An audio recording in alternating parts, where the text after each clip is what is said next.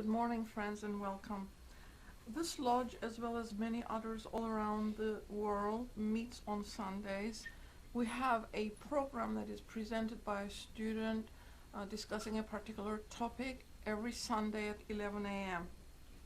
On the first and third Sundays of the month, we're studying the key to Theosophy, and it follows the morning meeting. We start the second session about 12:30. The modern movement of Theosophy, which was brought out into our world, of the Western world that is, in the 19th century, has brought about tremendous changes in thought, in literature, in ideology. Even science has changed to some extent. Now, some of the scientists are trying to tap into meditation as a resource because they're becoming aware that until we reach the inner reality of our own being, we cannot look at the universe with a microscope or with a telescope and know what it is in its inner nature. So the literature that was brought out then is very much needs to be studied, assimilated, and new horizons will come about from that. The declaration. The policy of this lodge is independent devotion to the cause of Theosophy without professing attachment to any theosophical organization. It is loyal to the great founders of the theosophical movement, but does not concern itself with dissensions or differences of individual opinion. The work it has on hand and the end it keeps in view are too absorbing and too lofty to leave it the time or inclination to take part in side issues.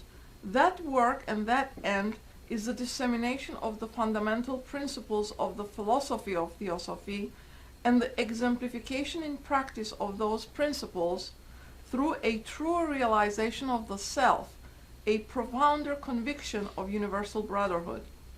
It holds that the unassailable basis for union among Theosophists, wherever and however situated, is similarity of aim, purpose, and teaching, and therefore has neither constitution, bylaws, nor officers, the sole bond between its associates being that basis. And it aims to disseminate this idea among Theosophists in the furtherance of unity. It regards as Theosophists all who are engaged in the true service of humanity without distinction of race, creed, sex, condition, or organization, and it welcomes to its association all those who are in accord with its declared purposes and who desire to fit themselves by study and otherwise to be the better able to help and teach others. The true Theosophist belongs to no cult or sect, yet belongs to each and all. The following is the form signed by associates of the United Lodge of Theosophists. Being in sympathy with the purpose of this lodge, as set forth in its declaration, I hereby record my desire to be enrolled as an associate, it being understood that such association calls for no obligation on my part other than that which I myself determine. The spring of the soul. The mighty ones who have attained to peace dwell in righteousness, bringing life to the world like the coming of spring.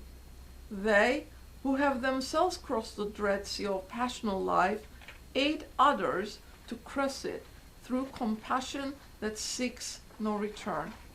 It is the essence of the very being of those of mighty soul to seek to heal the sorrows of others, as the nectar-rayed moon of itself cools the earth, scorched by the fierce fire of the sun.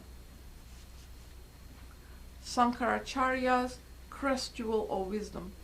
The season of spring is pleasurable to all. Some exhilaration is experienced, often unbeknown to himself by every man. But the season awakens in the poet a strange creative urge. He feels within himself the life of nature burgeoning.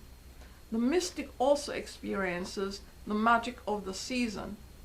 It is, however, the métier of the occultist to understand and explain such a psychical phenomena. And from the book of quotations by Mr. Crosby, every being in this universe of law is experiencing as he is because of his own thoughts, words, and deeds. Every circumstance, every misshapen day, every evil that comes to us, as well as every good, is due to thought, word, and deed of ours in the past. And now today's talk, the meaning of Easter.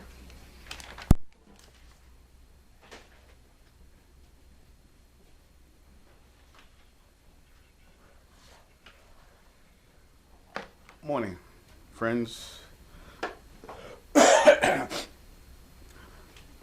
While listening to the radio last evening, a Christian minister came out and I heard him state that he believes in Jesus Christ because Jesus Christ is the living God. All philosophies and religions are dead. Jesus Christ died and came back. So Jesus Christ to him was a living God. He rose from the dead. Now, a lot can be said about this, but just to take a few moments to dwell on that thought. According to those Christians who believe, in fact, that Jesus was their God, then by definition, God does not die. So if Jesus also was able, in the story of Jesus Christ, to raise people from the dead, surely he was able to raise himself from the dead. And if Jesus Christ is, according to some, their God, then God doesn't die. God is eternal, always is. So you have to look upon that as a play somewhat, a dramatic play that comes from the mysteries. There was a purpose behind this presentation. Now, death itself, according to theosophical philosophy and history, death occurs, well, with the, you can say, the solidification of the physical body some 18 million years ago. So death is relative itself. Just to toss that out, because what we're talking about here, we're talking about raising people or the resurrection from the dead, and that is involved in a lot. This particular time of year, Easter, spring, is just pregnant with all kinds of occult symbols and meanings. We want to start with even the idea of the word Easter itself, because embedded in the word Easter is the word East. And we want to read here from the Secret Doctrine just what HPB says about the East. And just a quick one line, it says, we were talking about the glory of God comes from the way of the East, says Ezekiel, okay? Jeremiah and Isaiah and the psalmists all assure their readers that all the evil under the sun comes from the north, the west, and the south, not the east. So we see that the sun rises in the east. The three wise men come from the east. So what is this Easter? This sun that is looked upon as being the life-giving, the life principle.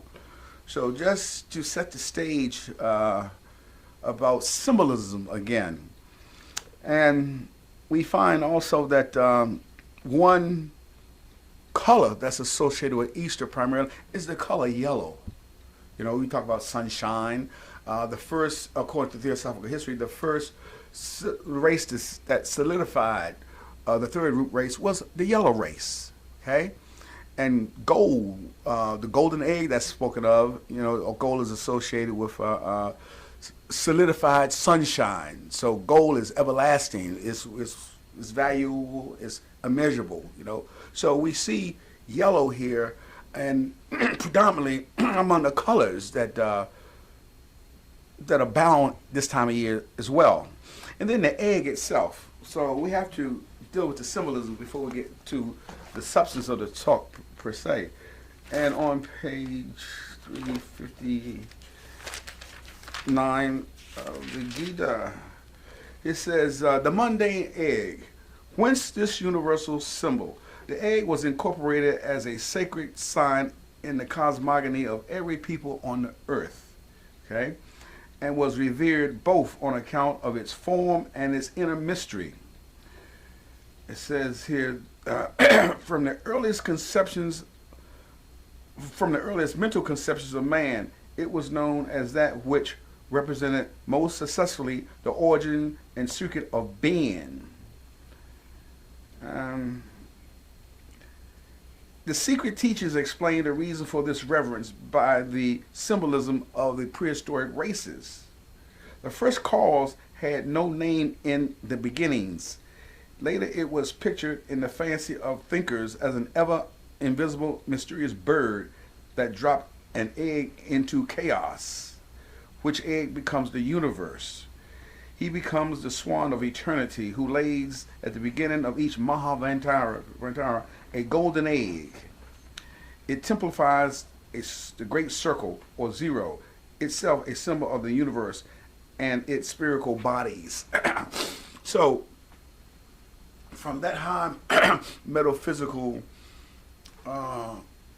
declaration there, we have come down to the little egg that some throughout the world is having for breakfast, or have had for breakfast today. So we see that this egg is a symbol, spear, and also a circle at the same time. Back to color again. Color is important here as well, because as Goethe said in his theory of color, he says the eye requires color as much as it requires light. It gives great pleasure, which must be linked to its power to heal. Again, so, and one of the predominating colors that's mentioned was yellow, and yellow is considered as the lightest of the colors, not even white. And then this time of year, the astral body of the earth is susceptible, it's open for growth, impressions. So you can see that it's just, this is also called the birthday of the gods, whereas December 25th has also been regarded as the birthday of the gods, but primarily Easter this time of year, and we'll get into this a little later. Now, also associated with this time of year is the rabbit. Now, how does the rabbit come about? Well, the rabbit is bountiful, multiplies, and there's part of the idea of the notion of the spirit, be fruitful and multiply. It states here that the hare, or the rabbit, or the female rabbit, even while she's pregnant, she can drop another litter. So there within nature is built the some kind of mechanism to produce and be bountiful. And we have similarity between the 3 days of Christmas and the 3 days of Easter. At Easter, well, what turned out to be a little bonnet, and people put their, or children in other words, they put out their little bonnets and then shoes for little goodies that were, the next morning they wake up and find candies and sweets of some sorts. And then the same with Christmas, with the little stocking. There again, you find kids putting out their little stockings and wanting goodies the next morning. So you have the Easter bonnet or the basket, which becomes the bonnet becomes the basket, and then you have the Christmas stockings. Now, that being said, let's move further. Excuse me. Into well, the biblical. If you turn to expressions of resurrection in the Christian Bible, the one that stands out, let's see here.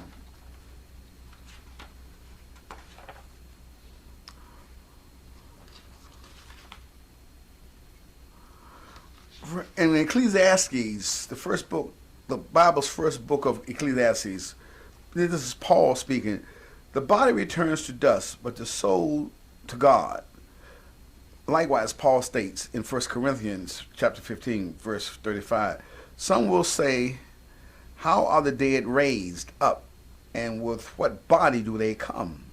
And then he answers, it is sown a natural body, it is raised up a spiritual body. The soul is resurrected in a body of imperishable ethereal substance, which will not dissolve with that of flesh. And even science, this is a scientific age, has produced enough information concerning the physical. Once the physical body, so-called, dies, and then it begins to decay. And there is no physical resurrection of this physical body that we speak about. And HBB, in her Key to Theosophy, she states here, the Inquirer, she says, do you also reject resurrection of the flesh? HBB responded, most decidedly we do. Why should we, who believe in the archaic esoteric philosophy of the ancients, accept the unphilosophical speculations of the latter Christian theology, borrowed from the Egyptian and the Greek exoteric systems of the Gnostics? So she's affirming emphatically that in terms of theosophy and theosophical history, there's never been this notion of them accepting this idea of resurrection of the flesh. Now,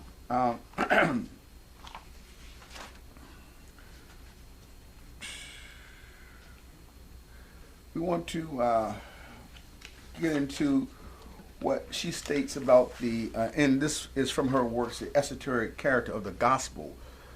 And she states, he who strives to resurrect the spirit crucified in him by his own terrestrial passions and buried deep in the sepulchre of his sinful flesh, who has the strength to roll back the stone of matter from the door of his own inner sanctuary, he has the risen Christ in him.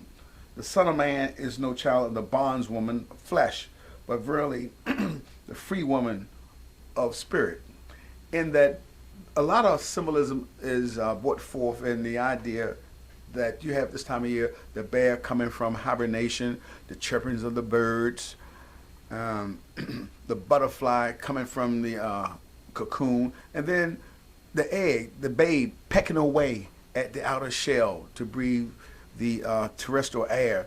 And this is analogous to man himself breaking away from his flesh to conjoin with the higher spiritual man, to the freedom of spirit. In other words, the analogy is the chick is encapsulated with this form, this shell. And so likewise, the conjunction of man has a lower nature and a higher nature. And so it's this, whereas this chick, nature takes this chick so far, natural impulse is the idea of the bird chipping away and then freeing itself. So, but with man, through his own self-induced and self-devised efforts, must he chip away at his shell, his shell of terrestrial passions, etc., to free himself to the air or the celestial sphere of spirit itself, the absolute freedom of spirit. So this is done in our third fundamental proposition about self-induced and self-devised efforts. Nature takes you but so far.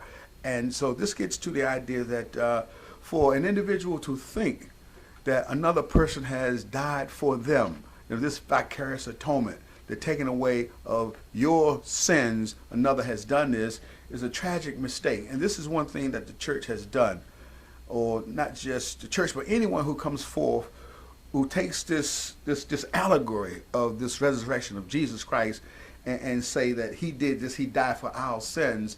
It's a calamity and a tragedy, and as well a travesty, because each person has within them the divine which they have to ascend to, and that ascension is through work that has to be applied constantly, and that's the new birth that Easter refers to.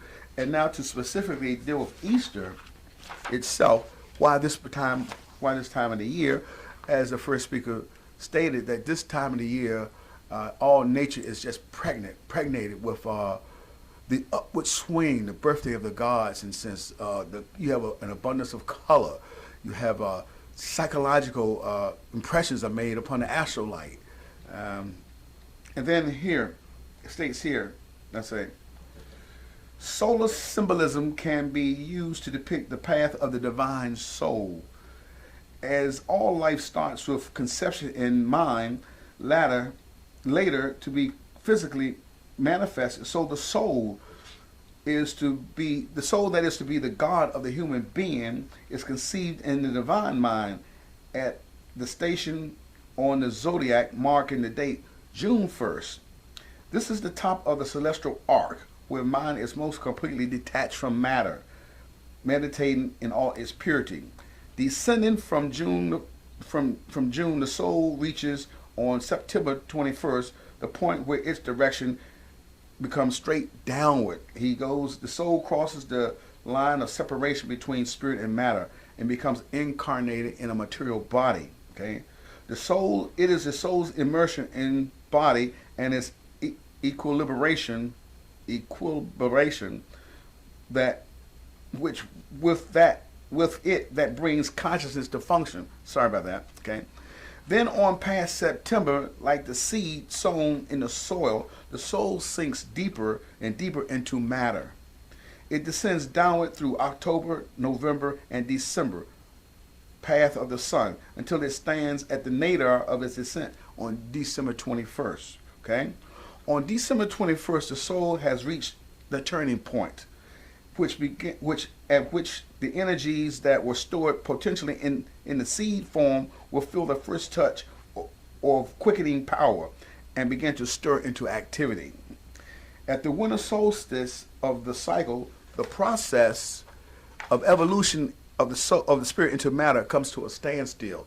It's like how water is sort of like captured in ice. Okay, it's there, but it's just stuck. Okay. So the winter solstice symbolizes or signalizes the end of death and the rebirth of life into a new generation. This is likely why it was named as the time of the birth of the divine Son in man, the Christman, Christmas, the birthday of the Masonic child. Okay. Then you come around to the 21st of March. It says here, this new growth goes on with increasing vigor as like the lengthening days of late winter. The sun power of the spiritual light bestirs into activity the latent capacities of life and consciousness, and the hidden beauty of the spirit breaks through breaks through the confining soil of body and stands out in the fullness of its divine expression on the morning of March 21st. So in this instance, on this date, it is a burst of glorious light springing out of the tomb of fleshly death, giving its resurrection from the dead. So this day, March 21st, is considered the birthday of the gods, whereby it states here, the primitive Christians for the first 3.5 centuries celebrated the birth of the Savior on March 21st. Okay, this custom was changed by an encyclical of Pope Julian II, who in 345 AD ordained the shift to December 25th. So whereas it was March earlier on, the creed stated that it was fitting that the Christians should be in accord with the custom of the followers of Mithra and of Bacchus, who celebrated the rebirth of the solar deity at the winter time, the rebirth of the solar deity. But the birth comes back this time of year. It's Easter. So, hence the death and the resurrection, whether we relate to the Christian story or similar stories in the world of old, typifies the beauty imagery of the glory of the experience awaiting all humans on their morning of deification.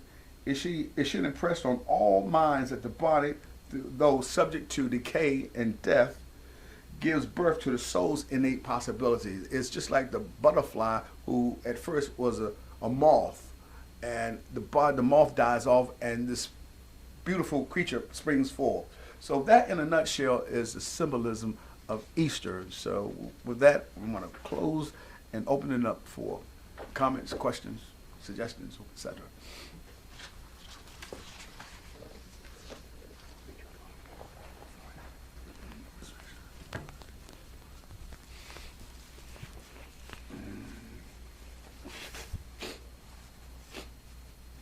Yes.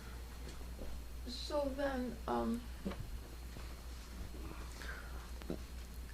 if we go with the tenets of the Theosophical philosophy, there is really no death. There is change of state, is what you are saying. And that the human soul, once it becomes aware of its inner life and its own possibilities, is just like that butterfly is ready to come out of the physical aspect of its life and express itself in the higher divine consciousness, which is its soul life, is it not? That's yes, you can state it that way. That this thing of death, which is the albatross that hangs on the neck of all who accept death as defined, and this horror that death presents as an ending all to those who follow that line of thought. It's an abyss that they fall into, never to return. If you, for let's say those who don't accept the religions, let's say if you're just a materialist, at least an atheist, well, I say even an atheist could say that death is an end all, and a materialist also, then the question is, why are you here? What purpose do you serve here? I mean, you just a fortuitous combination of atoms that popped up, and then you come into being, and then you pop out. You know, from whence do you come, and from where do you go? So then you have those who, in the various religions, and individuals who don't belong to any particular religion, but they accept this notion of death. They go to, that's like in the Gita, Krishna says, those who worship the gods go to those gods, and their, I guess, their mentality that they have set for themselves. But coming out of the Theosophical philosophy, you're absolutely right. Death is relative to the physical form, and we haven't always acquired or had this physical form. We had astral bodies. That was the third race, and then before that, it was stated that the former races, well, they just dissolved into another form. There was not even death. Death as we know it today, as the dying, and well, for those who just die and don't believe in soul, I guess I don't know where they go. But you're right in terms of things, not to just badger your question a little, but yeah, if the consciousness is centered beyond the physical, then death is just a transition from one place to another place. Right? There is no death for the individual who has overcome the physical world, pretty much. So can we then say that the immortal soul's responsibility then is to purify itself in successive lifetimes to reach that immortality by becoming one with its higher aspects? That's the work. That's absolutely the work. And you said it's other lives. That brings to the forefront this fact of reincarnation. That purity, it gets back into the question again: why are we here? And if we come from God or the original principle, and we're returning back to the divine deity or divinity, one embodiment here on the physical plane is not enough to learn and grow and to acquire those powers, that purity, that morality that's required to exist alongside that one, that divinity. We come here, it's just like snow falling from the sky. It catches the earth and it becomes a speck of mud. Okay, and that's the condition that the soul is in while here. That's the death referred to. The soul is like lying under the animal passions and desires that we have, and so we have to work back up and eliminate all those passions and those desires through. That's the effort, and then once you have gotten beyond the animal, then you transcend and become one, and through your purification, and then even that. That requires more than one life. and it requires lifetimes of work. That raises a question in this student's mind. When we're talking about death, now in this student's mind, death is sort of like a duality of the duality principle, the birth, if you will. But life, in this student's understanding, is a continuous process. Life does not begin or end. There's a one life, based on the one life principle. But we have within that the duality of the process, the beginning and the end, or if you will, of a period of life, which was life in the body now. Now we're going on to life at a different level. Does that sound reasonable? So, death and life are two sides of the same coin. Death and birth are two sides of the same coin. Yeah. You say the process of life. Yeah, you can say it like that. I see that. There's an expression where from essence to form, and then form is the body, and then from form back to essence, from disappearance to reappearance. And it's the alternation of this cycle of in form, out of form that we go through, in and out again. And what's the purpose of that? The purpose is that we're evolving to higher levels of learning and growth. But doesn't that also mean that not only humanity has responsibility to itself through brotherhood, meaning that once you internally perceive similarities, in other words, the essence in each human heart being the same, that makes us brothers and sisters. There's just about no difference. The difference comes from the personality who's occupying the body and using the lower mind for its own personal reasons. But the secret doctrine also says that it is the responsibility of the human beings on earth to uplift all of the other kingdoms with itself, that at the end of the Mahamanvantara, when the highest possible attainments are reached, that humanity will in itself become perfected beings walking the earth. So that process then, eventually in millions of years, or however many years there is left in this cycle, will bring about that change. However, you said the words that it involves self-devised, self-induced effort. So what happens to the people who refuse to assume responsibility in this process of moving forward through purification, using the paramitas, the divine virtues, assuming the role of a brother and sister to all of the other human beings on earth, that we don't come here for ourselves, but we are here to help and educate others? Yeah.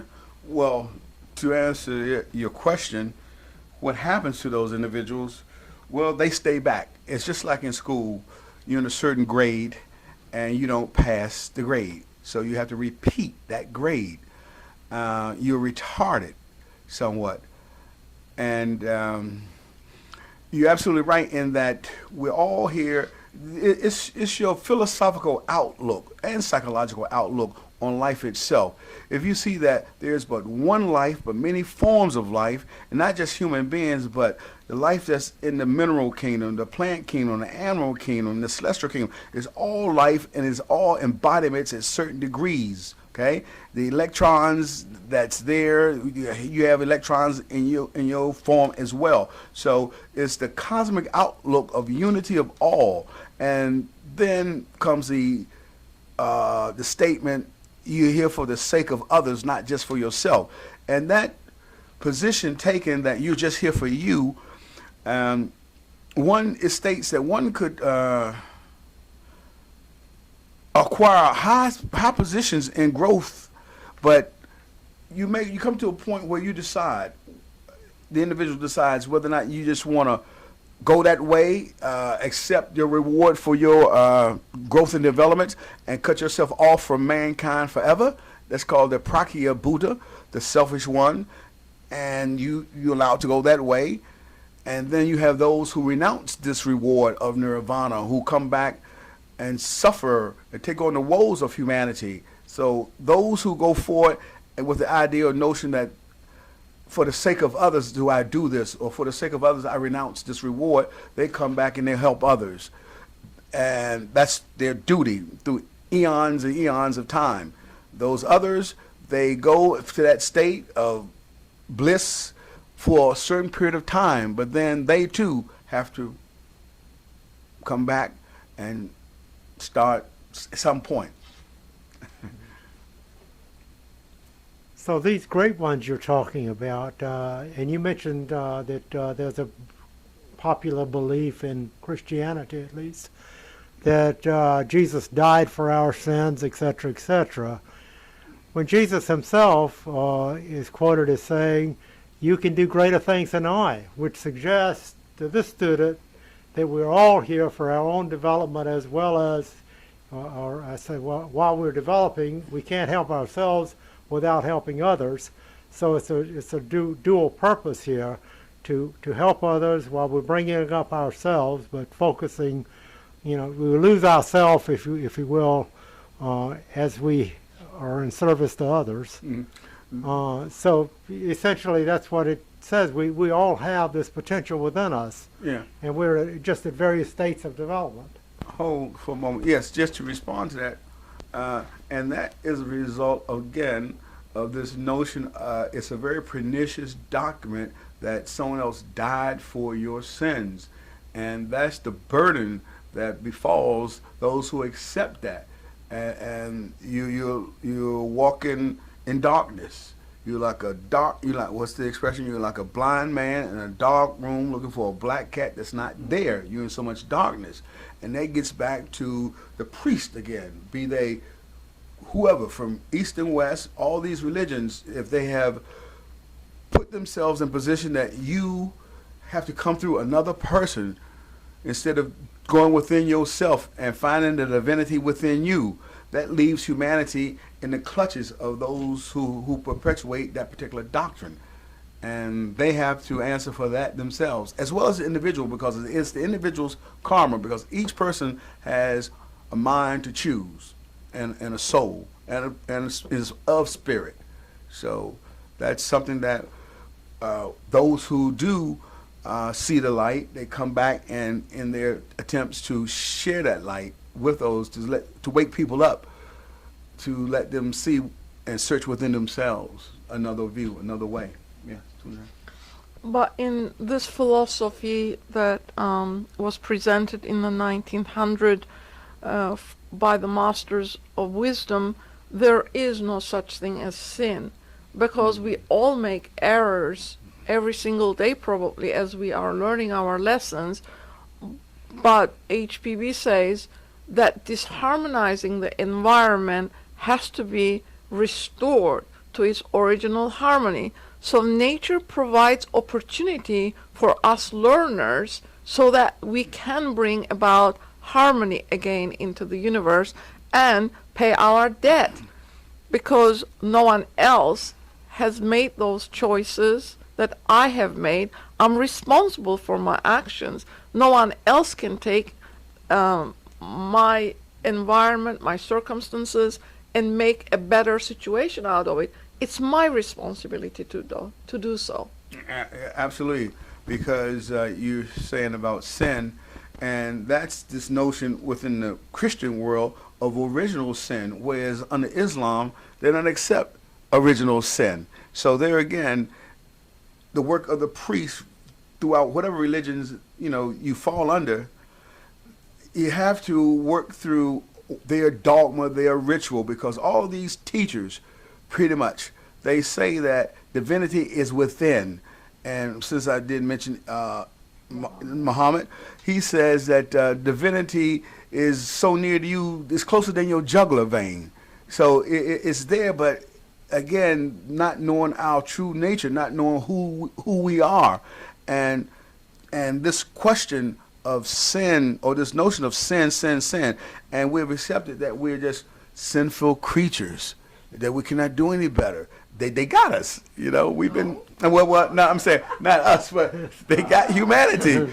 I mean, if we have accepted that, you know, and they have set up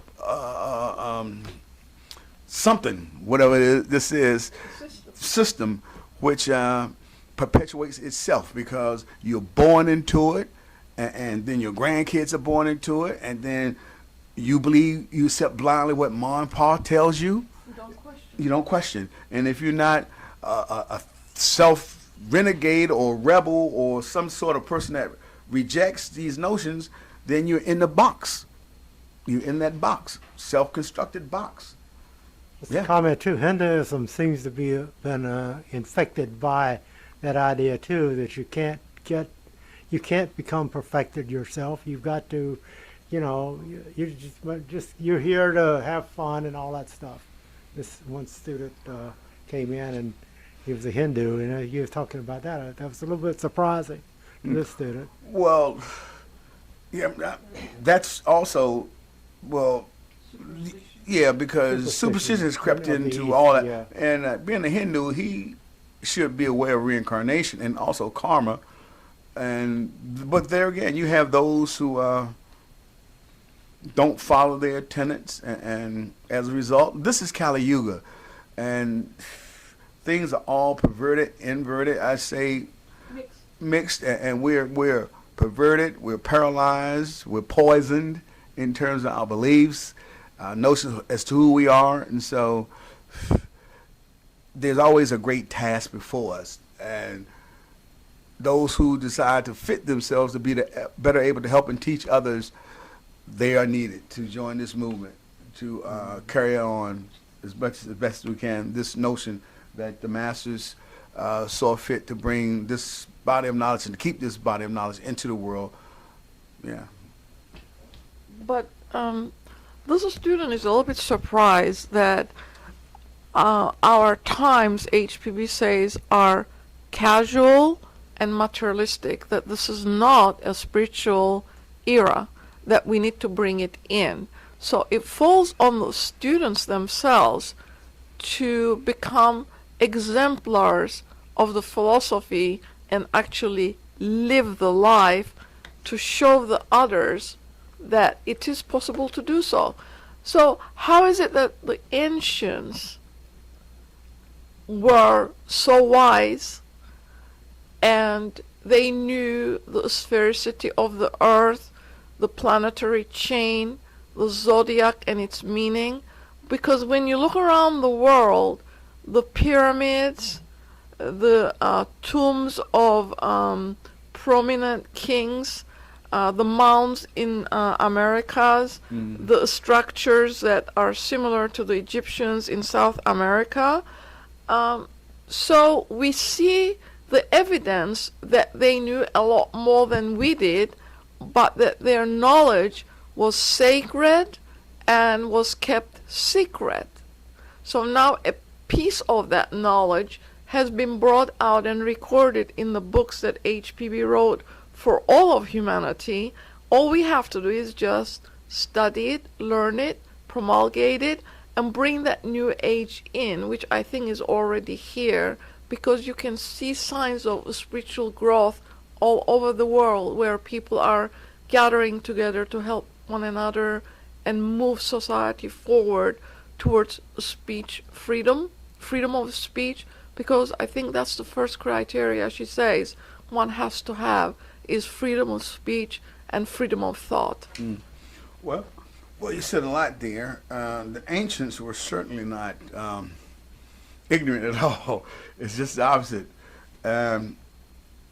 We have to totally dispel this notion that the ancients were ignorant, and the whole canon of Western thought has to be discarded in a sense. You can pick and choose tidbits of those lights, those academics who do share, who have hints of beyond materiality. You have like Professor Crooks at HPB references a lot.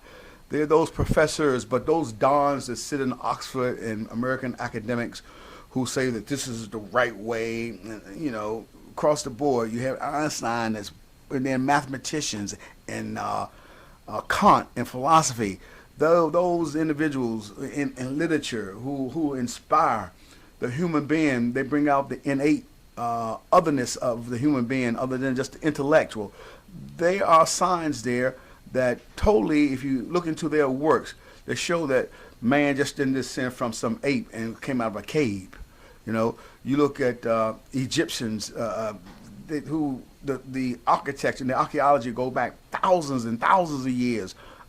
And you got these priests who's talking about the world started 4,000 years BC and stuff like that. So it's a total rejection of that. Now, back to your modern times in terms of what is happening. Yes, freedom of speech happens to be the First Amendment of the Constitution, you know, and that shows the work of these adepts here in America. You know, you have 3 branches of government. There's that 3 again, and then like from Good Friday to the resurrection, you know, on Easter Sunday, 3 again.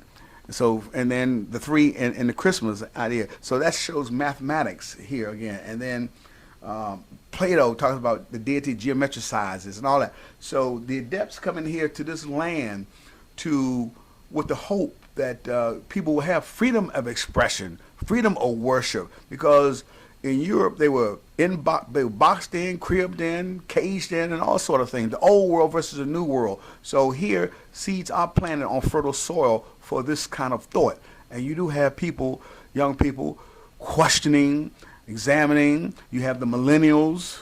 That's the area of politics, of course, but they're listening to ideals that the guy is at least suggesting and throwing out there that might catch on and catch a fire. Hey, John? So you're saying that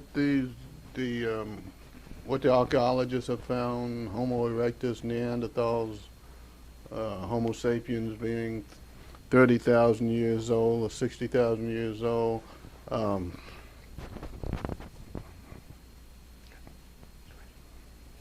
where are the, how did that, I mean, okay, that's modern science, but can we dispute that and say that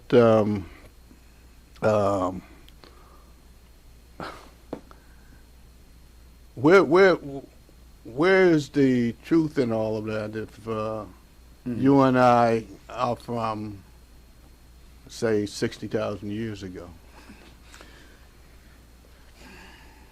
Well, I mean, I think HPB says somewhere that the Atlantean civilization first began to fall 3 million years ago or something like that. well, the last remnant's 10,000 years ago. That's but the last one, The but central part of the 850,000 million, I mean, everything. 850,000 years ago? Yeah, it's 50,000 years ago.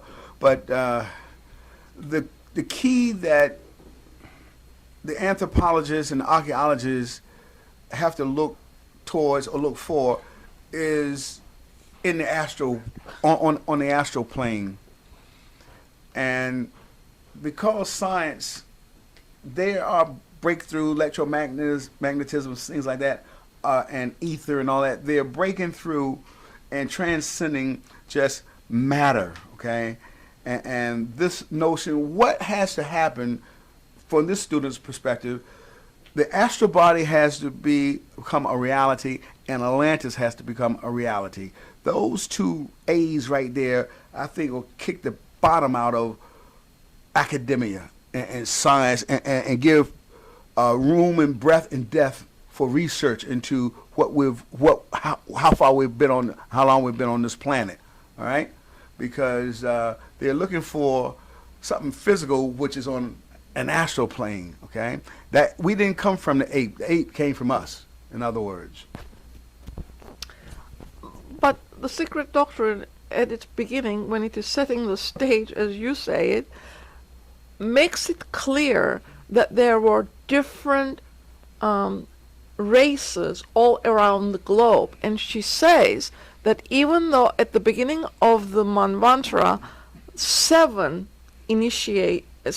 different races are put on Earth or initiated onto Earth, she says as the age goes on, the developmental capacities of all of the races is not the same, because they subdivide into subgroups, and then the subgroup divides into the family groups. It takes millions of years to develop a human race to the stage that we are in. And she says humanity is developing fully in the 4th race. We would not be considered human in the previous races. I think she's referring to the solidity of the human body. We didn't have such solid bodies before. So even though there were different races all around the globe, we were not developmentally at the same place. And when you look around the globe today, you see high civilization with material side, and you see high civilization with the spiritual side. Well, go to Tibet, for instance, or those areas, West Tibet and so forth, Kashmir. To us, they would look primitive because they do not have material comfort. But those human beings are highly spiritual.